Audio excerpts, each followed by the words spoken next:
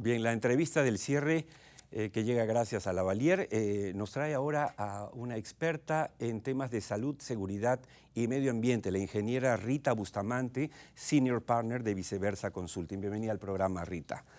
Muchas gracias, Oscar. El tema es, después del derrame de petróleo de Repsol, ¿qué? Porque ahora vienen las multas, sanciones, todos los días vemos que van a sancionar, pero se dio el derrame, se dio el impacto, se hizo daño al medio ambiente y seguirá posiblemente por mucho tiempo. Entonces, si el 15 de enero se derramaron 16.000 barriles de petróleo en el mar de Netanyahu aproximadamente, ¿qué hacemos para que esto no vuelva a ocurrir? Usted es una experta en esto. Sí, bueno, en principio, gracias por la invitación.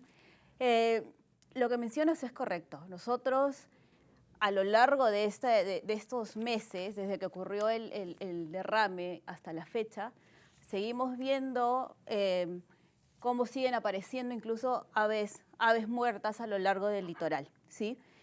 De hecho, Petroperú ya ha autorizado el inicio de las operaciones del Terminal 1 de La Pampilla y entendemos hoy por hoy que la empresa ya ha redoblado los esfuerzos para que una situación como la ocurrido el 15 de enero no vuelva a ocurrir.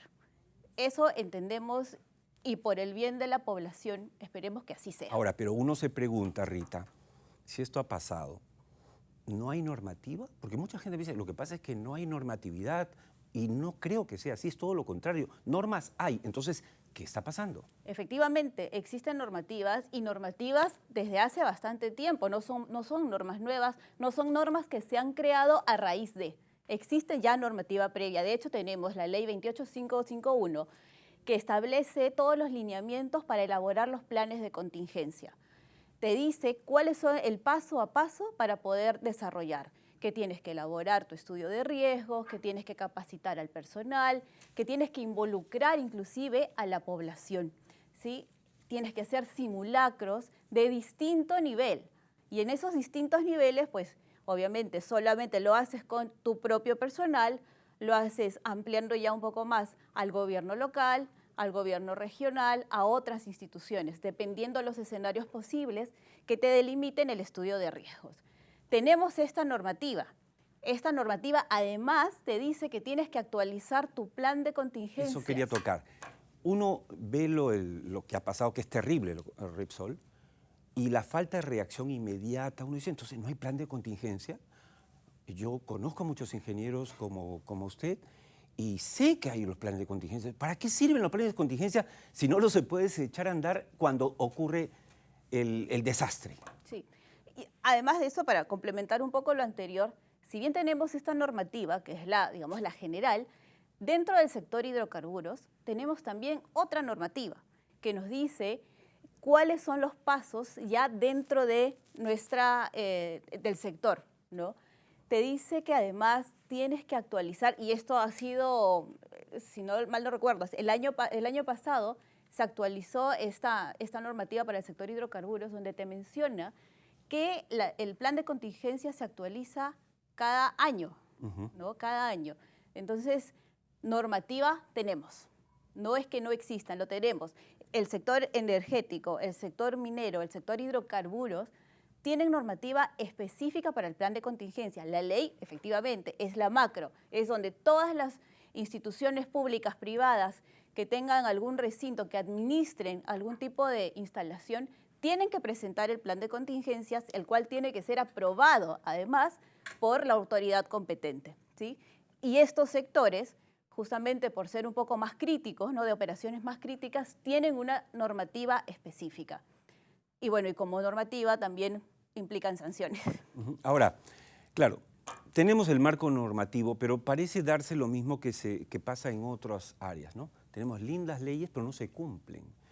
En este caso yo tengo la percepción, Rita, que más allá efectivamente de las cosas que uno sabe que tiene que cumplir ante el Estado, tiene que ser la convicción empresarial, ¿no es cierto? Las ganas de no presentar un papelito porque sí, llamo a mi primo para que me firme, ¿no es cierto?, el plan de contingencia, sino contratar gente experta como usted, por ejemplo, que sí puede hacerlo, pero no solamente para que ese papel sea, ese plan de contingencia sea papel mojado en tinta, sino para que funcione, porque al final les va a salir 1000 veces más caro no hacerlo bien, ¿o no?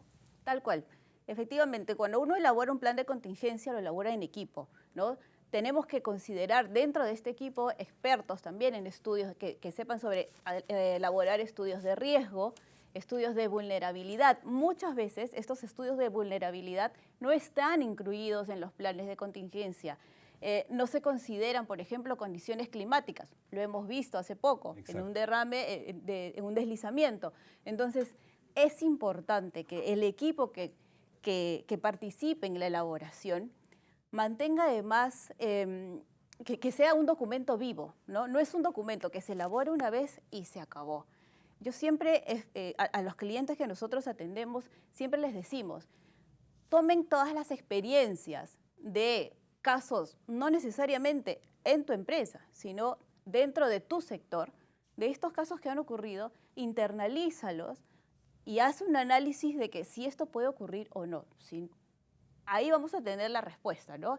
Y efectivamente, no tenemos que hacerlo porque la norma lo pide, tenemos que hacerlo por convicción, tenemos que hacerlo porque nosotros estamos explotando un recurso, por lo tanto, debemos ser consecuentes con el medio ambiente, con la población que está alrededor, y eso significa dar un poco más de lo que dice la norma. Ahora, como se trata en las empresas siempre de que es un negocio, ¿no es cierto? Está el costo-beneficio. Acá lo que yo no llego a comprender todavía es cómo se ahorran en los planes de contingencia, los protocolos, en contratar gente idónea. Y, por ejemplo, en este derrame, ¿cuánto le va a costar esto a Repsol? ¿Acaso 1 millón? 2 millones, miles de millones de dólares, posiblemente entre multas, resarcimiento, contratación de empresas para que no arreglen el desastre. Entonces, ¿cuál es el último consejo para las empresas? El último consejo es siempre la prevención. Uno tiene que curarse en salud, tiene que realizar inversión preventiva, porque las multas efectivamente, hoy por hoy, la multa, si no mal no recuerdo, está por los 460 millones de soles para Repsol, ¿sí? Y si es que en un evento futuro no se lograra o se determina en todo caso que han vuelto a ocurrir en una misma infracción, pues se vuelve a multar, ¿no? La idea es que nosotros podamos siempre prevenir, hacer auditorías, inspecciones, revisiones de los documentos.